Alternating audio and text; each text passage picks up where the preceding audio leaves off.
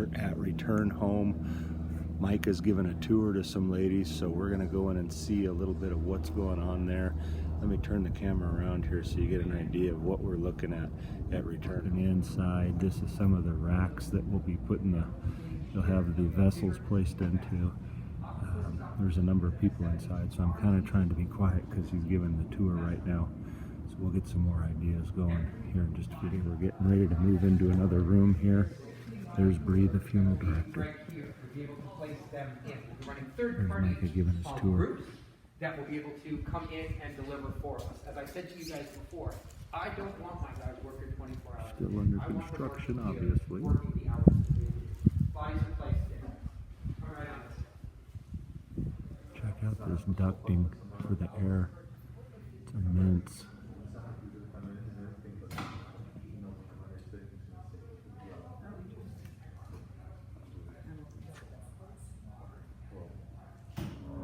Here's the vessels staged, ready to bring inside.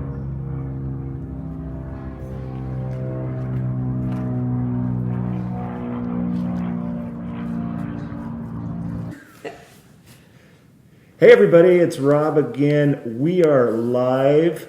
We are in person recording this, the very first ever recording we've done one-on-one without a Zoom. So this is going to be a lot of fun for us.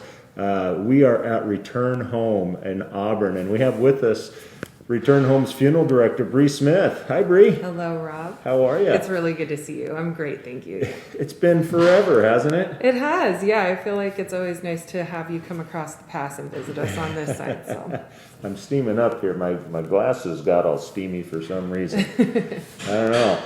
Well, thanks for having us. As you can hear through some of the background and things, they're still under construction here, and so they've got a lot going on. We'll interject some video that we took earlier in the day of kind of some of the back area. You can see some of the vessels and things like that. We're in a little office area here. I think this is probably the arrangement room? Arrangement room, Yeah? Yep. This will Okay. be where we meet with families. Yeah, so as you can tell, there's nothing on the walls yet and no carpet yet, but we're working towards getting them set up. They're working hard, and you'll hear that hammering and drilling and things going on as we talk today. But Brie, tell us about this. We are so excited because brand new.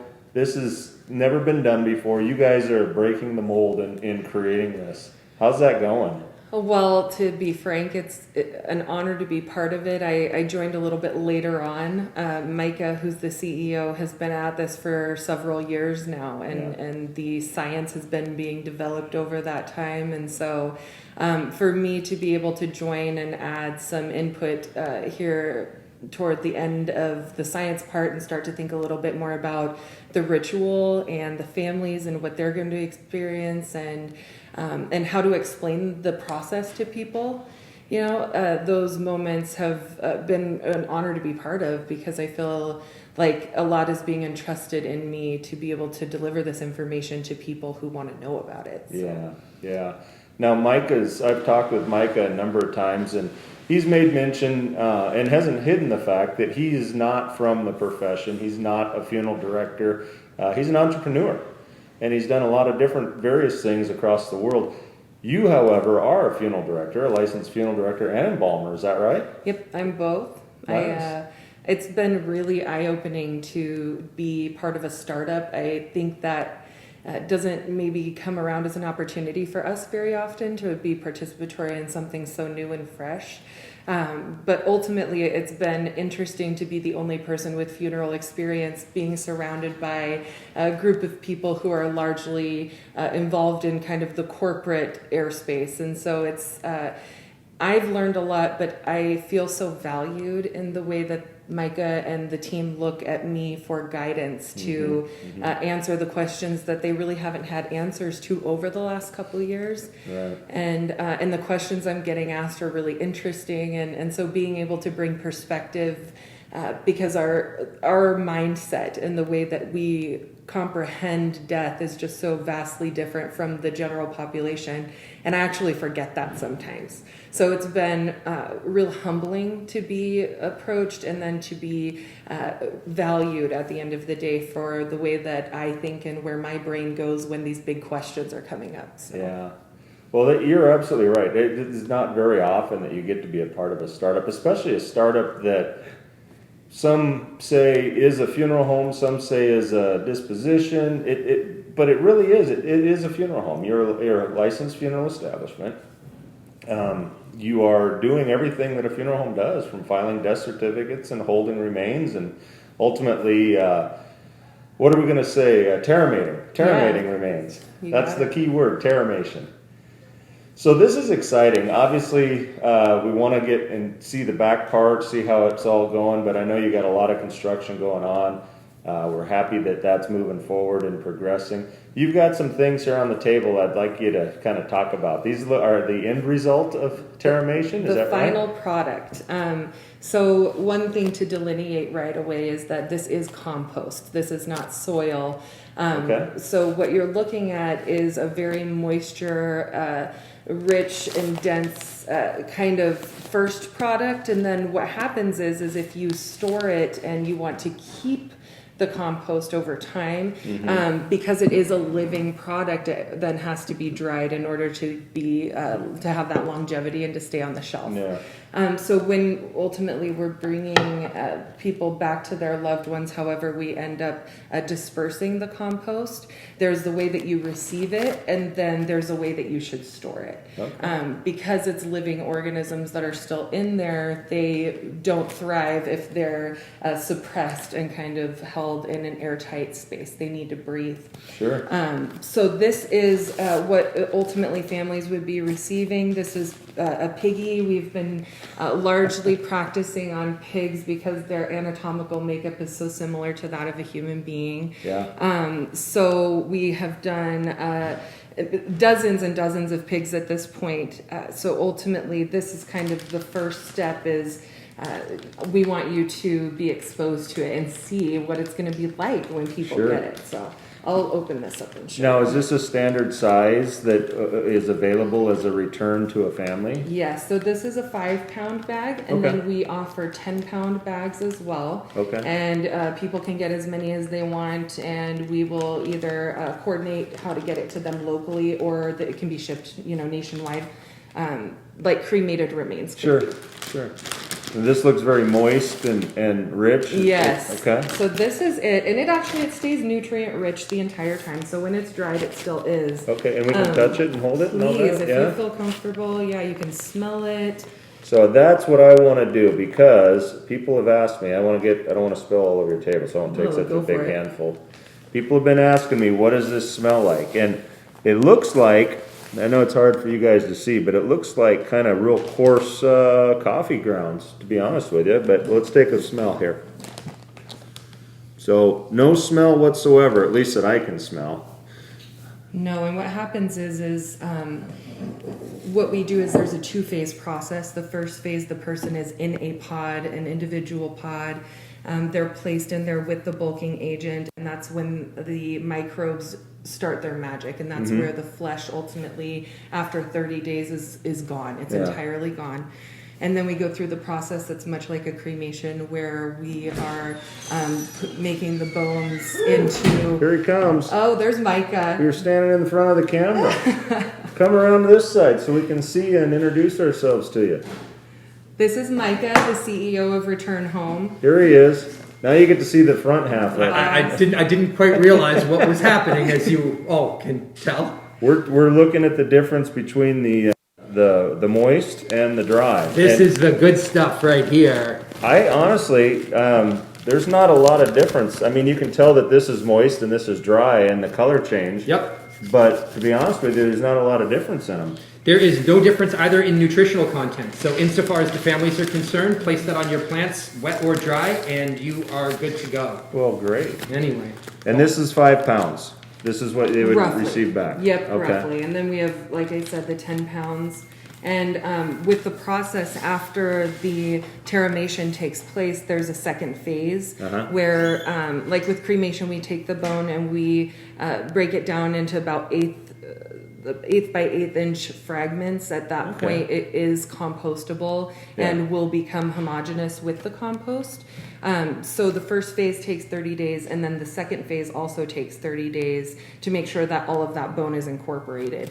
But as you can see, that's a big concern for people, and there's just absolutely none of that remaining. It's just complete compost. Yeah, I don't see any sort of remnant whatsoever other than just the compost, and it's And like got you a little said, it's dust odorless. that comes up, but nothing much. Yeah, and this I'm assuming is just the same odorless as the moist. Is that right? It is, yeah. Yeah, there's no odor to me that I smell at all. And that's for me was one of the things, because I love to garden and I love to be out in my yard doing things, and we've all, heard of Tagro, and then Yeah. we've all gone to the McClendon's and we've seen the soil and compost, but mostly we've smelled it. Yeah. You walk in and there's a distinct odor to it, and I think that is when I first visited. Everything was so compelling, but then seeing the final product, after having been an embalmer, and I still am, but I probably won't be doing much embalming as Sure. my career progresses at this point, and also cremation, the end result, to see something so just luscious and live and ready to be put back into the earth gave me something to feel really good about as far as offering that option to people. Sure. And with this, I mean, if you wanted to, obviously that's kind of large, but you could have that on display at your home and do with it what you want. Yeah, so people will use it how they will. I've considered us kind of the urban equivalent to just putting somebody directly in the ground, but Yeah. in the way that, ultimately the bulking agent to the body mass is a 4-to-1 ratio. Okay. So there's a lot of compost remaining when someone's teramated. If you've got a farm, if you've got a house with a big yard, if you've got a good deal of space to work with, then you're set. But ultimately, these portions are the idea that you live in an apartment and Yeah. you don't have the access to be able to really plant things, and so this would be something you could use for years on end if it's stored properly and used to just fertilize your plants and anything else you might be growing. Say you are apartment living and you want to have a flower or something plant in your apartment.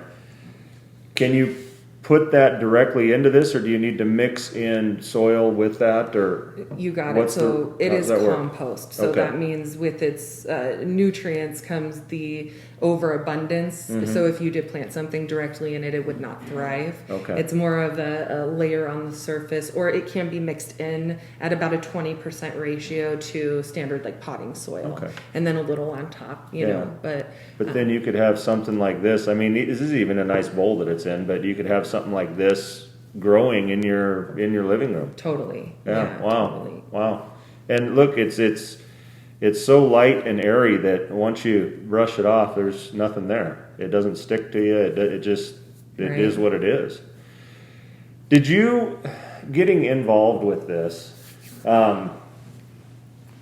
Did you have composting experience beforehand? I mean, obviously not human composting experience because that's brand new. But did you use compost for your garden at home, or what was it that attracted that? What is it that attracted you to want to do this? Yeah, I mean, definitely. I think that it blew my mind when I understood what Tagro was. That was my first introduction to knowing how humans and their body can give back to the environment in a major way. And I thought to myself, if people are open-minded about that process, then what is with our process that would make it any less appealing to the general public? It's, it's a function that when I would go to the store and purchase my compost and I'd put it in my yard and I'd come in stinking, it was what it was, and I never really thought about it. But what really triggered me was when I grew up on a farm. I grew up on a ranch actually in Montana. So we had crop and then we had head of cattle. And I remember there being a service with that there were ways that we would have to dispose of animals if they were sickly or something Sure, to that yeah. effect. So I think that it's always been kind of something that I had a comprehension of. Mm-hmm. And so when I visited and saw and heard, and it just all felt so natural to me as a position that I would fit into, because I do just love animals and the earth. Like, I try my hardest to be mindful of what I'm putting back. Mm-hmm. Because, you know, we're here for a blip of time, but there's billions of us here. Sure. So yeah. if we try a little bit, it's bound to make a difference, you know? Yeah, that's great. That's great.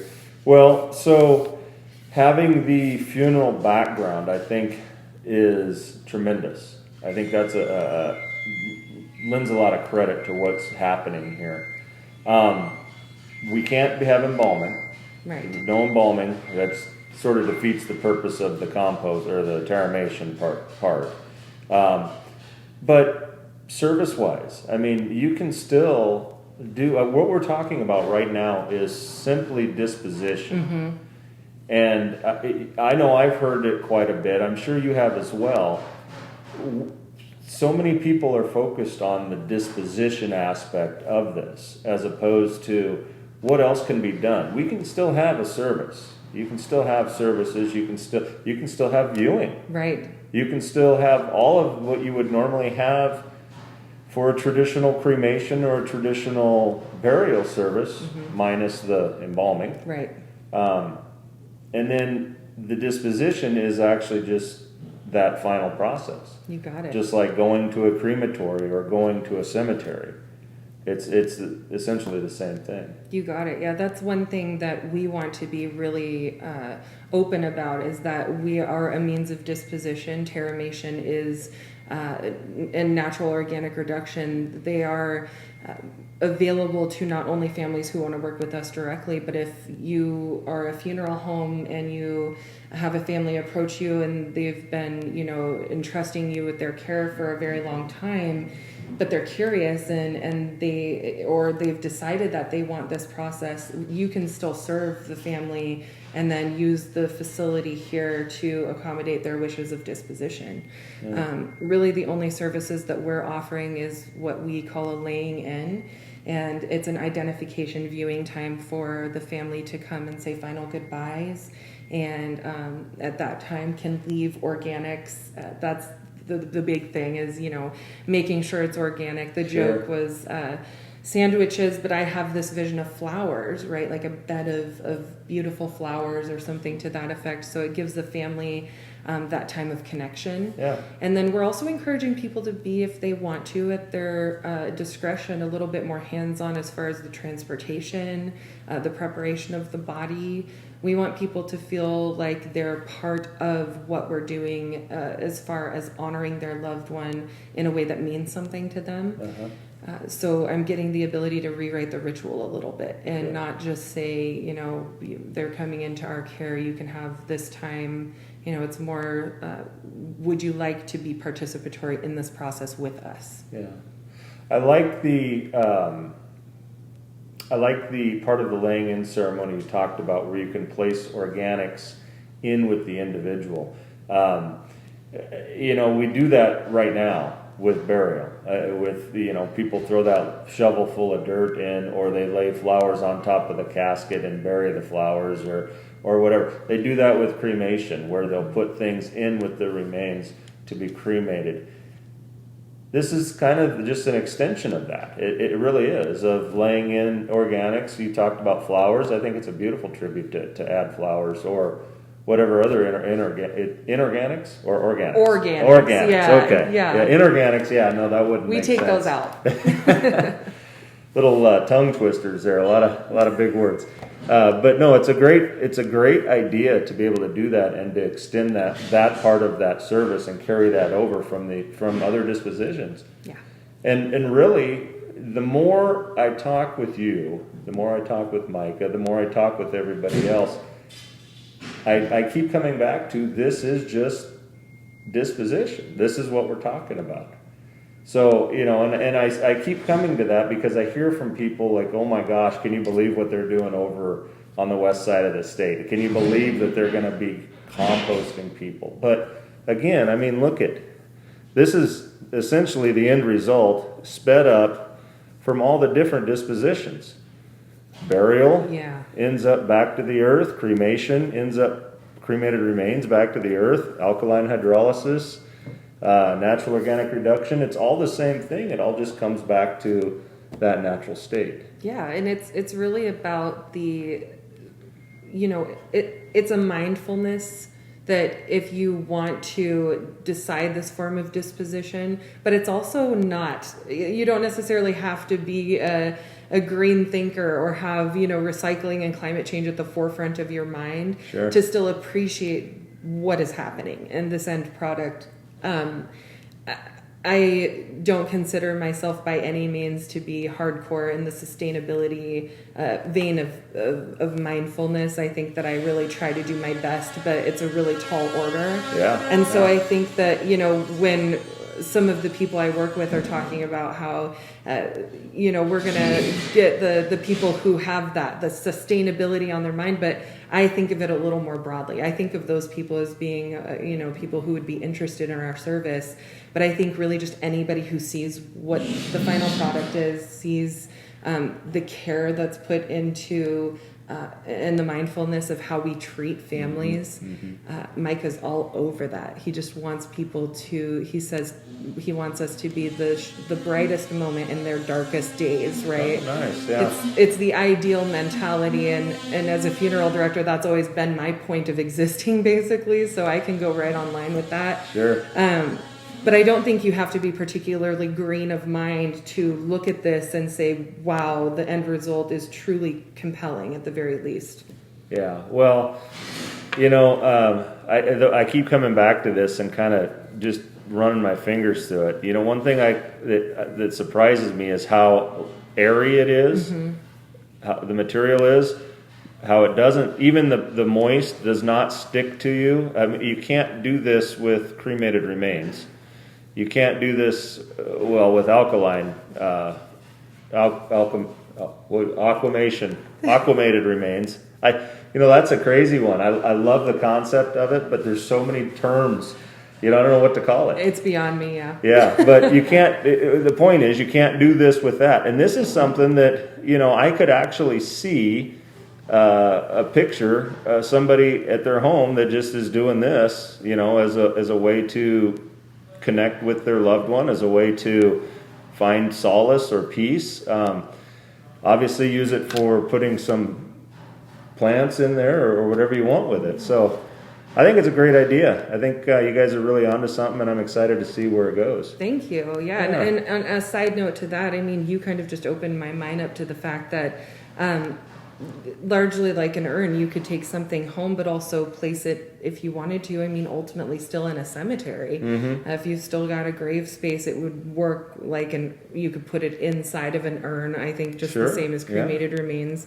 Yeah, absolutely. So you're not limited. You don't have to, worry about the soil and what's going to happen to it or the compost.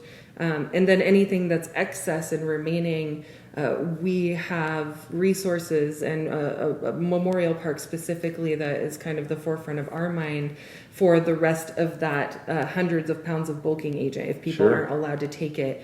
And we'll take it there free of charge and give back to restore the local landscape basically and give a little life to it. So let's dive into that, because that's a topic I think that kind of gets stepped over quite a bit in these discussions. Tell us about that land, that space that you're going to take the excess to, because that's just as important of a part of what we're doing, having the excess and a place to take that. Tell us about that park that you're designing. Yeah, so with this came the reality that we would be producing, with the amount of pods that we have, about 30,000 pounds of compost a month.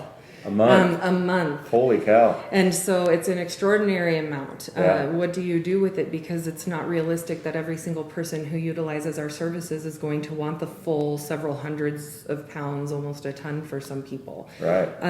So we purchased an 8-acre lot that's about 5 miles from our facility.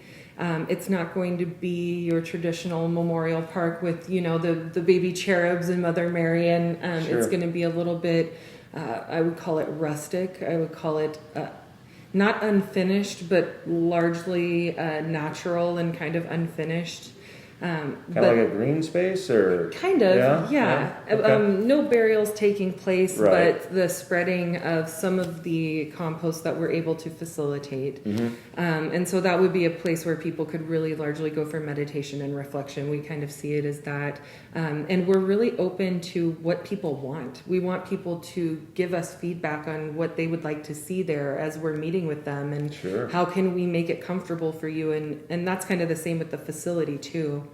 But 8 acres is obviously not enough also Right. for the call. Right. So we're very fortunate in the way that Micah knows several people who have participated in logging. And so through connections have reached out to places that do logging and clear cutting.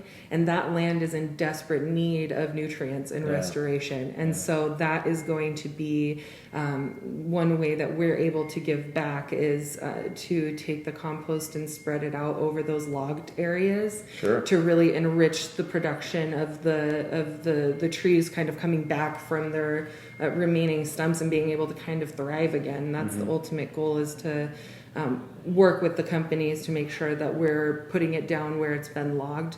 Because if you put this nutrient dense product that's remaining on anything that's living, if you put it in too massive an amount, it will suffocate it. You know, Yeah. it's just too much. Yeah, So. yeah. The park's open to the public when Yeah. when it gets going. Yep. Yeah, so people can walk through it. They can, like you say, sit and meditate, or I'm assuming there's probably a bench or two in there. Oh yeah, little nooks for reading, and it's That's cool. interesting. There's tons of really old growth. I call them the Shire trees. You know, Yeah, the ones that look yeah. like they're from The Hobbit. Oh. It's absolutely gorgeous up there. So really, just paving, maybe not even paving, but putting a path down so that people can Sure. access it. I think accessibility is really important to us, so that Yeah. everybody of any age can go. But yeah, it's going to be really gorgeous once it's all finished. Well, that's definitely something needed, especially over here. It's so dense with population and things that, you know, having that opportunity is going to be well appreciated I by the hope so. public. Yeah. Yeah. So, well, Brie, thank you so much. Thanks for taking time out. I know you're busy. I know we had a little bit of distraction with some of the drilling and stuff, but that's okay, because that means that work's getting done. And if work's getting done, that means you're getting ready to open. So I'm excited for you. Do you have a date yet of when the grand opening could be? Yeah, so definitely things got moved back a tiny bit because actually largely COVID kind of with the production materials that Yeah. we've been using. But I think that we're going to be able to start taking at-need cases probably the second week of May. Oh, okay. So just right at about a month. We're hoping for a little bit before then. Yeah. As you'll see, the facility is largely still unfinished, so we're just gonna, wait until we have the means by which to do a really solid job. Yeah. The arrangement room might not be flawless by that time, but over time everything will get beautified. But the functionality is really where we're at right now, making sure that we can give this service, because we've had people calling asking for Sure. it. So Yeah. Right now, you're kind of having to turn them away at this point. we're referring them. Yeah. And you're giving tours. Are tours available all the time? All the time. Really? Yeah. Micah and myself, we love informing people on what we're doing, because Good. it's so cool. Yeah. My contact information will probably be available somehow, but I'm Brie Smith at returnhome.com. Perfect. And you can visit returnhome.com to read about what we're doing, and to see the details of what goes into the process, and it's a little bit more nicely laid out in kind of a little graph, so you can really see what happens. Yeah. But yeah, please visit us. Please call for tours. Any way that we can help you understand this form of disposition, I would love to be a resource, especially to the people who are members of the WSFDA, but just everybody. We want people to be educated so that they can better serve their families. Yeah. Come down and take a tour, you guys. If you're in the area, check it out. Schedule it, obviously, but give them a call. This place is huge. Surprisingly, it is big. This is a huge facility, and you've got stuff indoor, you've got stuff outdoor. Come down and check it out. It's very, very interesting. So, hey, thanks for watching, everybody. We will see you next week. Bye, everybody. Bye.